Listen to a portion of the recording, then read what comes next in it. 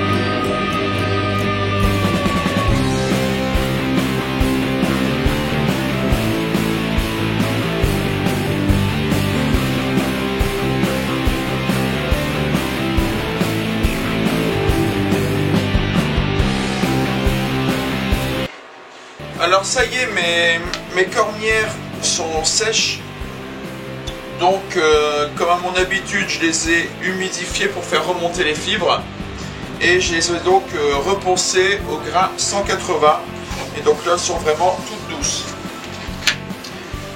Alors je sais qu'avec la finition, parce que c'est en phase aqueuse au niveau de la finition, c'est donc des produits à l'eau. Et je sais que ça va peut-être remonter encore quelques fibres, mais il y aura un égrenage entre chaque couche de finition, donc ça restera bien lisse.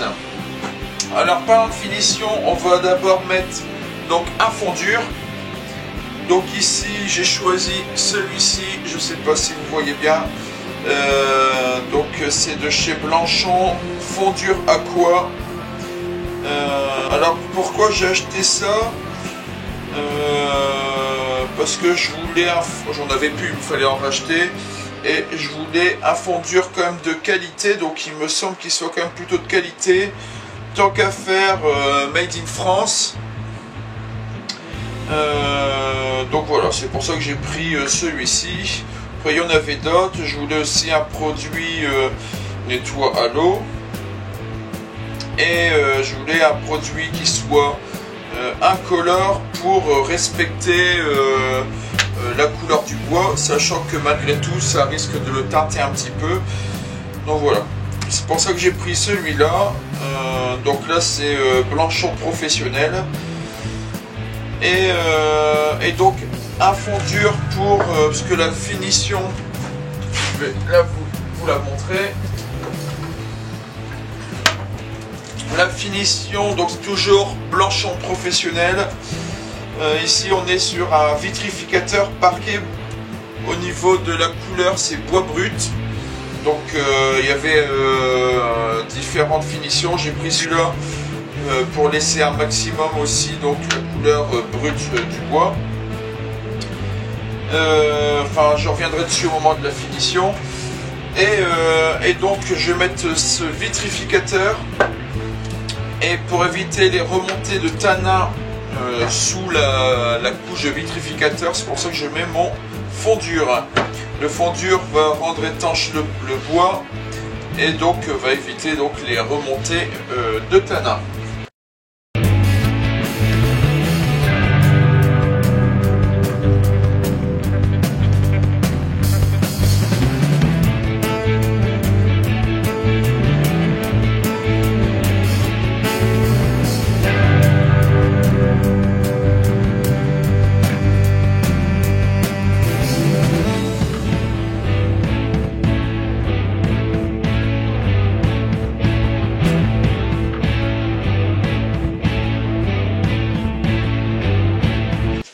ça y est, mon fond dur est sec.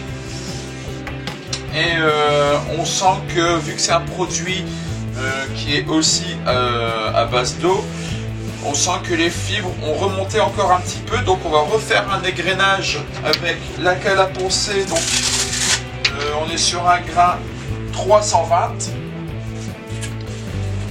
On va refaire donc tout de suite un égrenage et après on va passer sur la finition. Allez, on y va.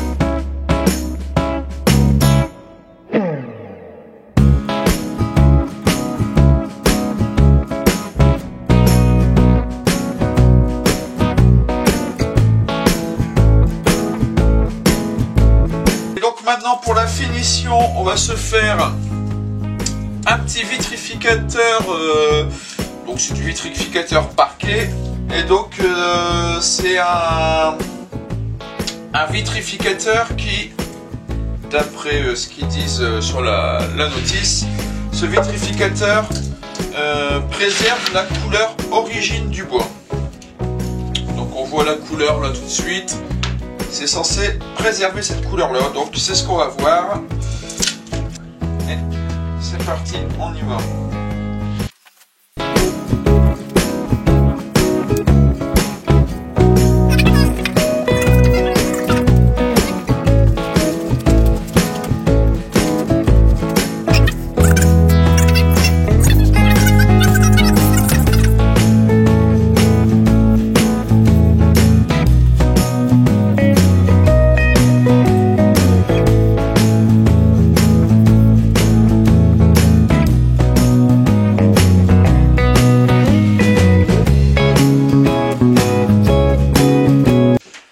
Alors ça y est, j'ai fini de mettre mon vitrificateur. Donc là on va laisser sécher. Alors ils disent 2 heures à 20 degrés et on a 15 degrés. Donc on laisse sécher un petit peu plus longtemps. Et puis une fois sec, donc on se remet au boulot, on voit ce que ça donne. Est-ce qu'il faut égrener? Est-ce qu'il faut pas égrener? Et on refera, en tout cas, ça c'est sûr, une deuxième couche. Et puis peut-être une troisième, on verra bien. Donc je vous retrouve une fois sec. Alors ça y est, ma première couche de vitrificateur est sèche. Alors au toucher, on sent que c'est quand même beaucoup plus lisse que lorsque j'avais fait remonter les fibres avec l'eau et lorsque j'avais appliqué le fond dur. Malgré tout, on sent un petit peu d'aspérité quand même, c'est un petit peu rugueux, donc j'ai quand même refaire un coup de papier en 320. On va voir ce que ça donne, et puis après on refait une deuxième couche de vitrificateur. Et je pense qu'avec cette deuxième couche de vitrificateur, par contre, j'aurais plus besoin de poncer après. Donc c'est parti, donc grain 320 et deuxième couche de vitrificateur.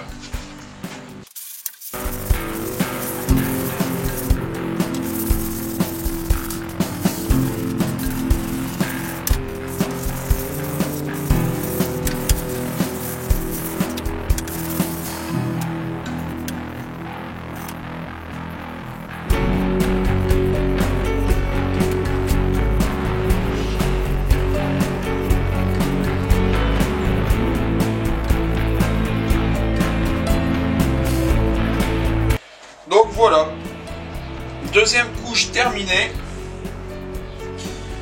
On va laisser sécher encore pendant 2-3 heures et on se retrouve dans 2-3 heures, voir le résultat. Est-ce que égrenage ou pas avant la troisième et dernière couche. En tout cas, donc il y aura quand même une troisième et dernière couche, ça c'est sûr. Les grainages, on verra bien. Je vous donne rendez-vous à tout à l'heure. Enfin, pour vous, c'est tout de suite. Moi, je vous dis à tout à l'heure.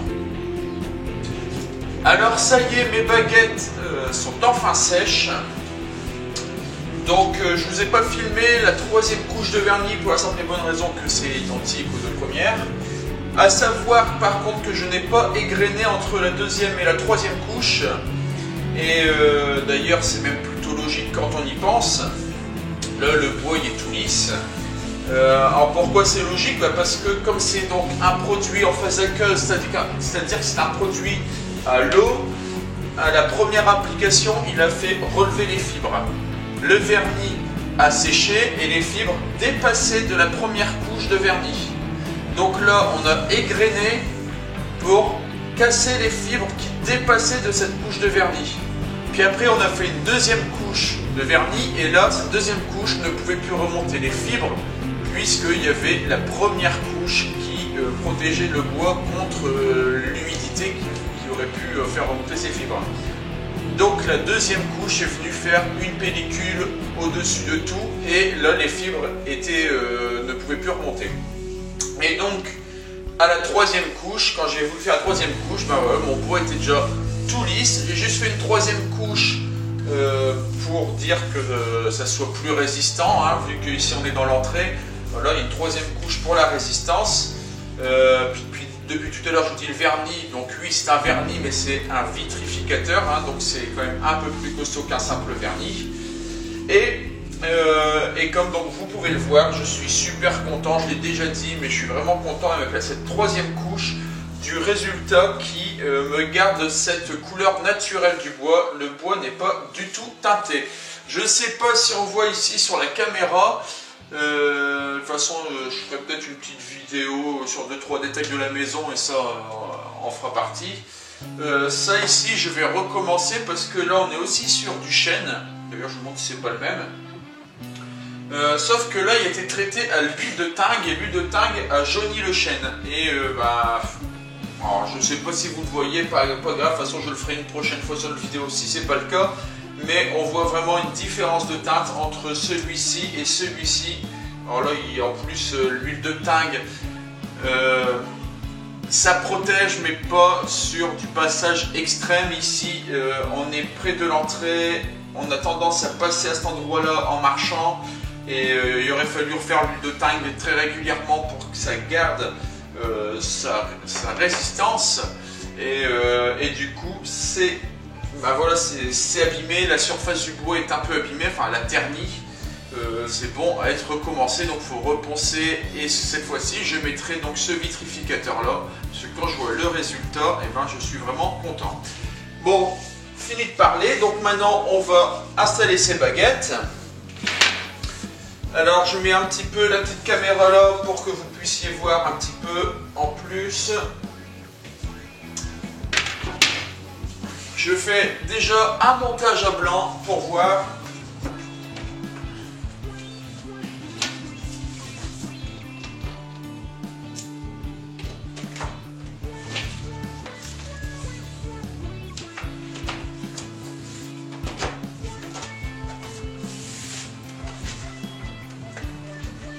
Alors je suis plutôt content du résultat.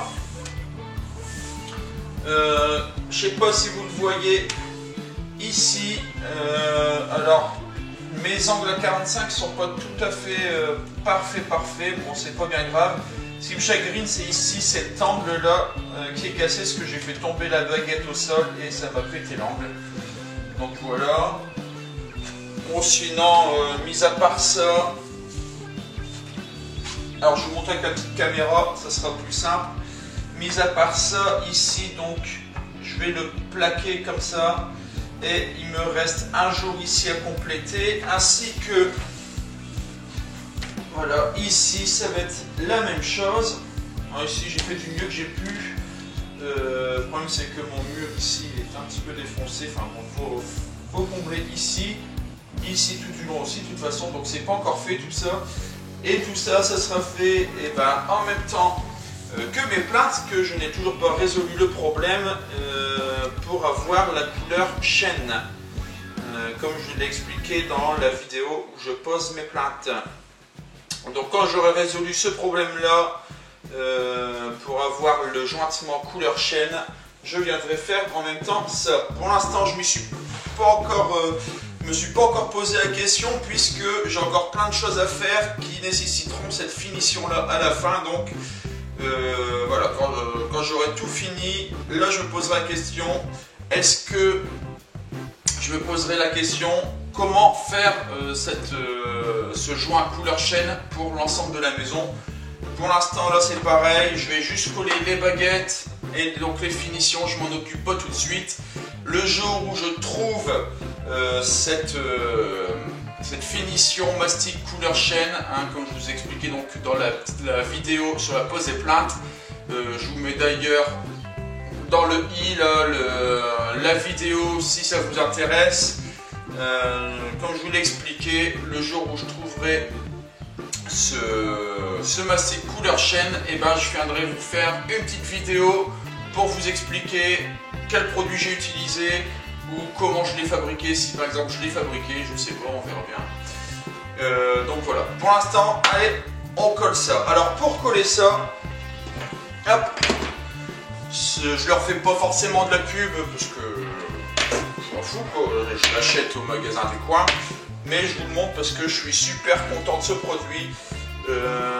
Donc c'est la Parabond DL Chemical Parabond 600. Et en gros c'est une colle qui colle tout ce qu'on pourrait coller. Et même ce qu'on ne pourrait pas coller, ça le colle quand même. C'est un truc de dingue. Une fois collé par contre ça se démonte plus. C'est hyper solide. Ça résiste à tout, vous pouvez mettre ça même en extérieur, tout, il n'y a aucun souci. Donc je vais faire un cordon sous mes angles et puis voilà. Après il faudra mettre tout un peu en pression le temps de la prise. Alors la prise, bon j'ai pas mes lunettes pour le lire, il me semble que c'est hyper rapide.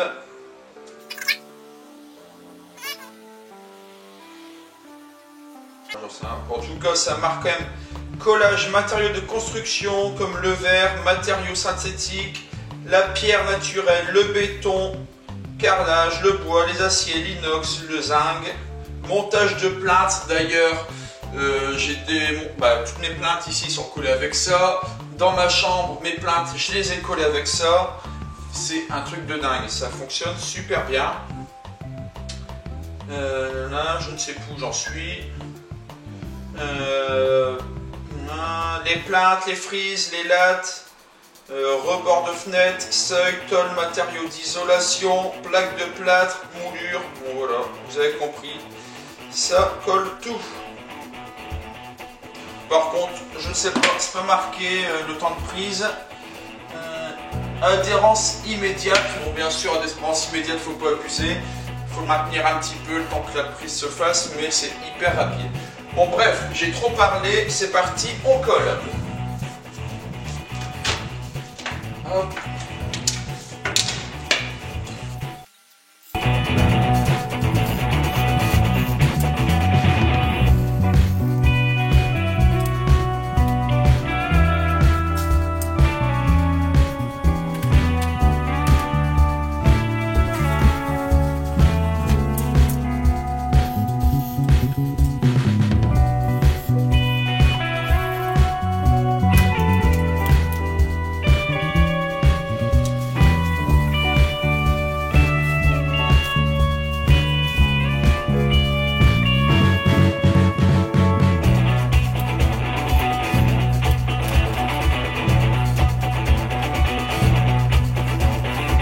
Voilà, mon collage est fait. Alors ici, j'y ai posé des poids de 21 kg chacun pour bien plaquer contre la cornière contre le parquet. Ici, c'est les serre-joints, une main que j'ai inversée pour qu'ils puissent pousser. Donc ils prennent appui ici sur le bâti de porte et ils pressent ici contre le parquet. Voilà, ici, peut-être rajouter un petit poids ici aussi. Après une fois la colle sèche, parce que là je vois que j'ai quelques petites bavures de colle à droite à gauche. Une fois qu'elle sera sèche, je viendrai avec un cutter couper l'excédent, la fameuse colle Kishi. Et ben je viendrai l'enlever avec un cutter à la fin. Et puis pour finir, quand je vais remettre le tapis, j'aurai de chaque côté un endroit, parce que le tapis ne fait pas pile poil cette largeur là, il y aura un endroit de chaque côté où on verra le carrelage. Je vais donc venir y couper une latte de chaque côté correspondant à la bonne largeur, et cette latte ce sera dans des chutes de ce parquet là. Donc il y aura le tapis avec une chute de parquet de chaque côté. Donc ce sera, je crois, une chute de 2-3 cm de chaque côté. Ça je vous le fais pas en photo parce que vous m'avez déjà vu couper du parquet, hein. Donc je vais le faire à la scie sous table. Je viendrai le coller avec la même colle et je vous ferai une photo à la fin de cette vidéo. Tout à la fin, il y aura donc une photo pour vous montrer le résultat avec le tapis, tout ça, ce que ça donne. Donc voilà. J'espère que cette vidéo vous aura plu. Si c'est le cas, ben, vous pouvez vous abonner à ma chaîne. Vous pouvez mettre aussi ici, juste en dessous, un petit pouce bleu et un commentaire. N'hésitez pas à partager sur les réseaux sociaux, ça fait grandir la chaîne. Et puis, ben, je vous dis à bientôt pour une prochaine vidéo. Allez, bye!